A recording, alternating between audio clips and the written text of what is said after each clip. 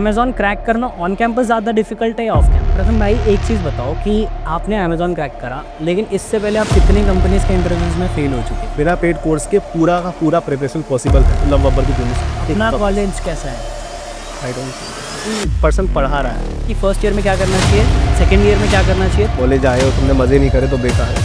CGPA कितना ज़्यादा matter करता है? What is your package? जैसे माइक्रोसॉफ्ट का आपने सुना होगा 55 LP है, but it's not actually 55 LP है। बैकग्राउंड किसी को नहीं पता कि हम कहाँ से आए हैं ना।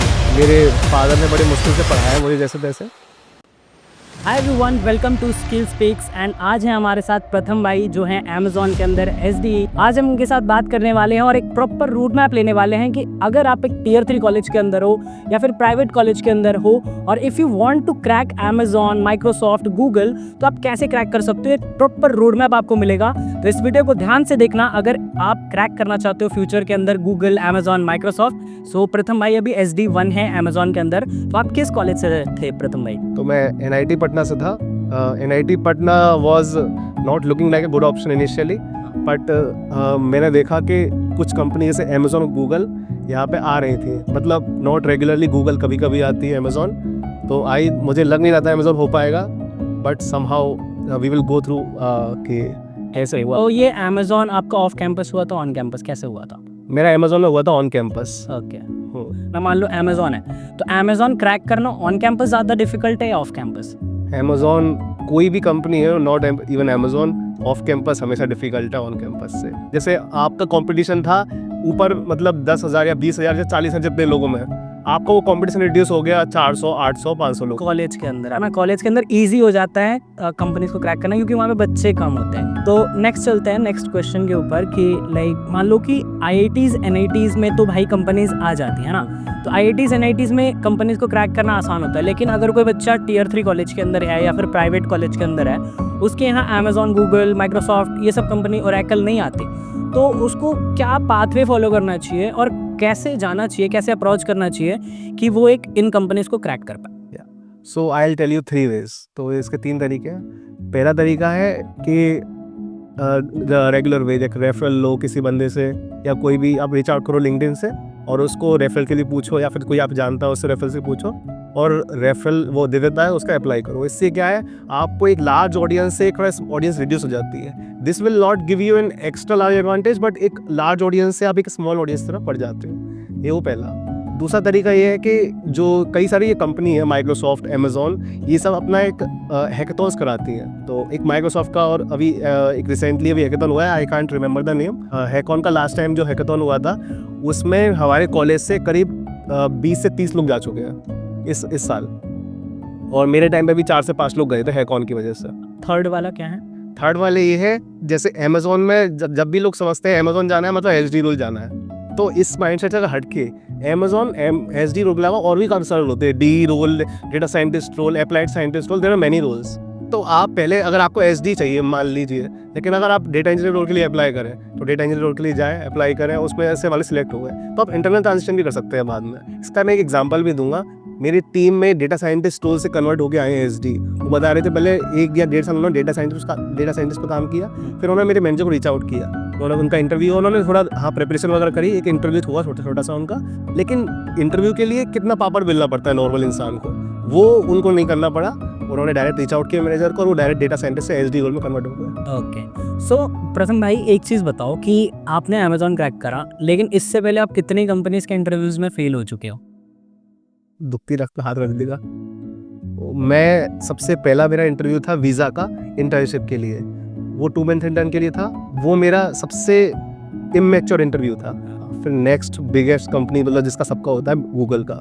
सो आप गूगल, वीज़ा इन सब में फेल होने के बाद अमेज़ॉन में आए हो। फिर मेरे एक कंपनी और है सेबर, वो कुछ उसको हायर नहीं कर रहा था तो वो भी ख़राब हो गया, और एक और कंपनी थी इन्फोएज, मतलब जो Naukri.com और जितने भी आपने सुने हैं वो इन्फोएज के ही सारी चाइल्ड कंपनीज।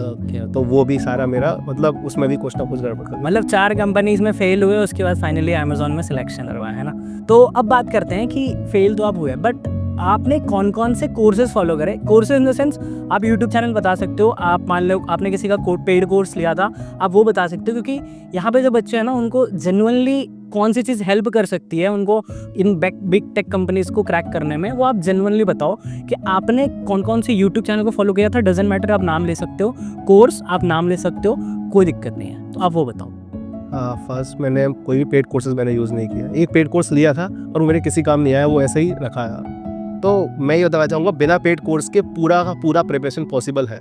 कोई भी कंपनी हो, not even single company, any company, YouTube पे सब अवेलेबल है। अगर आपको CS फंडामेंटल्स जैसे नेटवर्किंग और या फिर OS वगैरह इन सब का सीखना है और CN का सीखना है, तो लव बब्बर की प्लेलिस्ट बेस्ट है। मैंने देखा, लव बब्बर सब सिखा दिया, उसने सब आ गया मुझे और मैं पूरा कॉन्फिडेंस फील किया। दूसरा आता है DSA में आई डोंट थिंक कि क्वेश्चंस की वीडियोस देखनी चाहिए, क्योंकि it's like a spoon feeding, it's like a baby feeding. आपको एक वीडियो देखनी चाहिए अगर आपको डेटा स्ट्रक्चर सीखना है, जैसे ग्राफ रहा, DP रहा, ये तो एडवांस हो गए, और बेसिक भी जैसे stack, Q, array, link list, ये सब आपको पहले बेसिक पता होने चाहिए, कैसे काम करते हैं, क्या ऑपरेशन परफॉर्म होते हैं। फिर उसके बाद नेक्स्ट स्टेप है कि इनके लिए बेसिक एल्गोरिथम्स है, उसके लिए आप वीडियो देख सकते हो, ऑप्शनल है, या फिर आप आर्टिकल्स भी देख सकते हो। मेरे हिसाब से GFG के आर्टिकल्स बेस्ट है, Geeks for Geeks के आर्टिकल बेस्ट है। अगर आप उनके आर्टिकल्स पे जाओगे तो उस पर जैसे आपने टाइप किया, सपोज एक एल्गोरिथम है सीवा फेरेटो स्क्रीन्स, वो काफ़ी क्वेश्चनों में यूज़ होती है, लेकिन ऐसा कोई पढ़ाया नहीं जाता। तो Geeks for Geeks पे आप सीवा फेरेटो टाइप करोगे, देखोगे तो काफ़ी अच्छे से उन्होंने एक्सप्लेन किया, यूजेज ही बताया सब कुछ। तो Geeks for Geeks articles are best for all the DSA topic. मान लो कोई बेसिक से स्टार्ट कर रहा है, अभी C++, पाइथन या फिर कोई भी लैंग्वेज सीख रहा है, तो लैंग्वेज सीखने के लिए सबसे बेस्ट कौन सा चैनल है?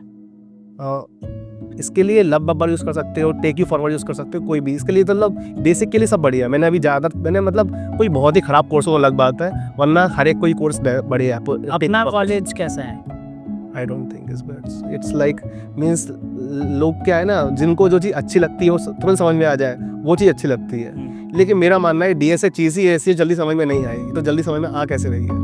तो वहाँ से पढ़ो जहाँ पे तुम्हें समझने में ज़्यादा मुश्किल हो रही है, क्योंकि वही बंदा, वही पर्सन पढ़ा रहा है, किसी को कोई हेट नहीं है। लेकिन आई डोंट थिंक कि अपना college is the best, means there are other better. Okay, so language सीखने के लिए किसी को भी फॉलो कर सकते हैं, बट अगर कोर DSA और लाइक चीज़ें सीखनी है जो कि लाइक कोडिंग में यूज़ होती है, तो उसके लिए Geeks for Geeks और Love Babbar is best. Like आपने उसको फॉलो करा था और बच्चे भी फॉलो कर सकता, तो उससे लाइक क्रैक हो जाएगा, है ना। लाइक पेड कोर्स लेने की जरूरत नहीं पड़ेगी। पेड कोर्स उसके बाद अगर आप चाहते हैं, मतलब अगर आप, ये तो हो गया इनिशियल पॉइंट, उसके बाद आपको आना पड़ेगा क्वेश्चन सॉल्विंग, प्रॉब्लम सॉल्विंग पे। उसके लिए बेस्ट, अब उस पर डिपेंड करता है आपको DSA टारगेट करना है केवल, या फिर आपको कॉम्पिटिटिव प्रोग्रामिंग की तरफ बढ़ना है। तो उसके लिए बेस्ट प्लेटफॉर्म DSA के लिए लीड कोड, और GFG आप ट्राई कर सकते हो, पर GFG जरूरत नहीं है, लीड कोड कर रहे हो तो इट्स इनफ। और अगर आपको कॉम्पिटिटिव प्रोग्रामिंग की तरफ जाना है तो फिर कोड फोर्सेस और कोड शेफ, ये बेस्ट प्लेटफॉर्म क्वेश्चन प्रैक्टिस के लिए। मान लो कोई बच्चा फर्स्ट ईयर में है, अभी सेकेंड ईयर में है, या फिर मान लो कोई बच्चा थर्ड ईयर में है, तो उसको क्या रोड मैप फॉलो करना चाहिए कि फर्स्ट ईयर में क्या करना चाहिए, सेकेंड ईयर में क्या करना चाहिए, थर्ड ईयर में क्या करना चाहिए, एंड लास्ट फाइनल ईयर में क्या करना चाहिए, जिससे कि वो एक बिग टेक कंपनी के अंदर चला जाए? ये आप बताओ। तो फर्स्ट ईयर में तो मेरा मानना है मज़े करो भाई। कॉलेज आए हो, तुमने मज़े नहीं करे तो बेकार है। फर्स्ट ईयर मज़े कर सकते हो। सेकेंड ईयर और थर्ड ईयर आता है क्रिटिकल टाइम, जहाँ से अब आप फटना स्टार्ट होता है कि भाई अब करना है कुछ। अब कंपनीज आएंगी, जब सीनियर से सुनते हैं भाई ये आई, तो मुझे भी लगता है कि हाँ इस कंपनीज में जाओ, तो यहाँ से स्टार्ट होता है रियल प्रिपरेशन। सेकेंड ईयर से आप स्टार्ट कर सकते हो बेसिक डेटा स्ट्रक्चर्स पढ़ना, basic problem solving, easy questions, leet code पे इजी प्रॉब्लम्स आप सॉल्व कर सकते हो। और थर्ड ईयर आते आते थोड़ा टाइम आता है कि आप थर्ड ईयर के सेकंड इंटर्न पर आपको टारगेट करना है, प्रोजेक्ट्स वगैरह बनाने हैं। मतलब सेकंड ईयर में सीखने पे ज़्यादा ध्यान दो, चीज़ें DSA वगैरह। थर्ड ईयर में आते आते कॉन्टेस्ट में भी पार्टिसिपेट करो, प्रोजेक्ट्स बनाओ, एंड फिर फाइनल ईयर में क्या करना है? फाइनल ईयर से पहले जब कंपनी आने वाली होती है तो 2-3 महीने का टाइम मिलता है, दिखता है हमको, उसमें आप CS फंडामेंटल सारा पढ़ लो, क्योंकि CS फंडामेंटल ऐसी चीज़ है कि आपने मान लो 1 साल पहले पढ़ लिया, तो आप ऐसा नहीं कि 1 साल बाद आप जाओगे तो पूरा मस्त बता दोगे। So this is the road map जो आप फॉलो कर सकते हो, है ना, जो बिग टेक कंपनीज के अंदर लाइक ईजिली आप क्रैक कर पाओगे। अब बात करते हैं कि प्रोजेक्ट्स कितना ज़्यादा इंपॉर्टेंट रोल प्ले करते हैं in selection of this big tech companies. So big tech companies बात किया जाए तो प्रोजेक्ट इतना रोल प्ले नहीं करते हैं। जैसे गूगल के लिए आई डोंट थिंक प्रोजेक्ट कोई रोल प्ले भी करता है। गूगल इट्स टोटली DSA है भी। अगर आपको DSA आता तो उनको कोई मतलब नहीं है। आप लोग प्रोजेक्ट में एक सिंपल सा वेदर एप्लीकेशन ही बनाया होगा, उनको उससे ही मतलब नहीं है। अगर आपको DSA आता है, DSA तो मस्त आपने कर रखा है, तो they are ready for you now. Projects matter करते हैं बट उतने ज़्यादा नहीं बिग टेक कंपनीज के अंदर, है ना। इस DSA ज़्यादा हैवी होता है वो, है ना। ओके, एंड CGPA कितना ज़्यादा मैटर करता है ऑफ कैंपस और ऑन कैंपस, लाइक कितनी CGPA मेंटेन करनी चाहिए एक बच्चों को फर्स्ट ईयर से, जिससे कि किसी को कोई प्रॉब्लम ना हो कोई भी कंपनी के अंदर? और off campus CGP doesn't matter at all. अगर आप, मैंने ऐसे बंदे देखे हैं जो 5 या 5.5 CGP है, वो गूगल में है, ओके, वो अमेजोन में है। क्रेजी। ऑन कैंपस के लिए भी कंपनी के लिए CGP मैटर नहीं करता, ये आपके कॉलेज वाले ही हैं जो CGP क्राइटेरिया लगा देता है। It's a harsh truth. Safe side के लिए 8.5 is good. 8.5 is good, okay. तो 8.5 अगर आप मेंटेन कर रहे हो तो कहीं भी कोई दिक्कत नहीं आएगी, है ना? ऑफ कैंपस ऑन कैंपस कहीं भी नहीं आएगी, है ना? सो अब आते हैं लाइक सबसे इम्पोर्टेंट क्वेश्चन के ऊपर कि what is your package in Amazon? तो मेरा पैकेज था अराउंड 46 LPA आपका पैकेज था, है ना? तो अब एक चीज़ और बहुत बड़ी मिथ है इंडस्ट्री के अंदर, लोग ऐसे करते हैं कि 46 डिवाइडेड बाई 12 कर लो, ये हमारे अकाउंट में आ जाएगा। ये मैक्सिमम लोग यही सोचते हैं कॉलेज के अंदर जो बच्चे हैं सेकंड ईयर थर्ड ईयर में, और हम भी जब थे कॉलेज में हमें भी लगता था भाई ऐसा ही होता है। लेकिन क्या ये रियलिटी है कि जो CTC आपको मिल रही है 46 डिवाइड बाई 12 करके वो आपके अकाउंट में क्रेडिट होती है या नहीं? नहीं, सिंपल आंसर इज नहीं, क्योंकि ये दिखाने के लिए, ये किसी ब्रांडिंग के लिए, एक्चुअली इस मतलब जो असलियत है वो काफ़ी डिफरेंट है। जैसे माइक्रोसॉफ्ट का आपने सुना होगा 55 LPA, but it's not actually 55 LPA।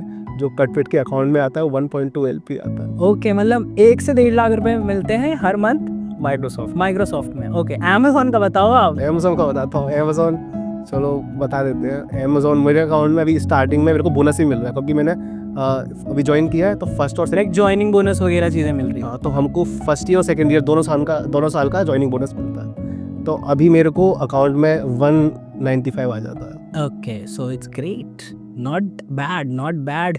आप लोग भी like if you want, like लोग कहते हैं ना कि रैट रेस है ना, कि एवरीवन टारगेटिंग कि तुम जॉब करने जा रहे हो, बट भाई कौन सी गवर्नमेंट जॉब है जिसमें 2 लाख रुपए महीने मिलते हैं, भी बता दो। तो it's not a rat race कि भाई अगर आपको फैमिली को सपोर्ट करना है, आपको अपने लिए कुछ बिल्ड करना है, बैकअप प्लान करना है, तो डेफिनेटली जाओ, कोई प्रॉब्लम नहीं, कोई दिक्कत नहीं। मैक्सिमम लोग ये तो कि गलत, भाई तुम बिजनेस क्यों नहीं कर रहे? मैंने जैसे एक अपने ऑफिस का रील डाला, उस पर लोग कमेंट कर रहे हैं भाई ये तो रैट रेस में चला गया, इसको बिजनेस नहीं करना, या फिर ये कंटेंट बनाता अपना।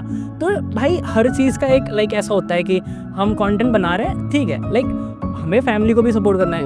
बैकग्राउंड किसी को नहीं पता कि हम कहाँ से आ रहे हैं ना। तो अगर मान लो कोई 1 लाख रुपए महीने कमा रहा है तो क्या दिक्कत है उसमें, है ना? वो बैकअप ही है। अगर वो मैनेज कर पा रहे सारी चीज़ें और सपोर्ट कर पा रहे अपनी फैमिली को, तो क्या प्रॉब्लम हो, किसी तरीके से सपोर्ट करे, है ना? एक मिडिल क्लास पर्सन के लिए ये नौकरी काफ़ी सही, क्योंकि इससे स्टेबिलिटी मिल जाती है। वही, जैसे मेरा भी कुछ अदर प्लान से कभी कुछ है, तो उससे अभी मुझे क्या स्टेबिलिटी मिल जाएगी। अभी मेरी फैमिली काफ़ी प्रॉब्लम सॉल्व हो गई। मैं असल में लोअर मिडिल क्लास फैमिली से हूँ।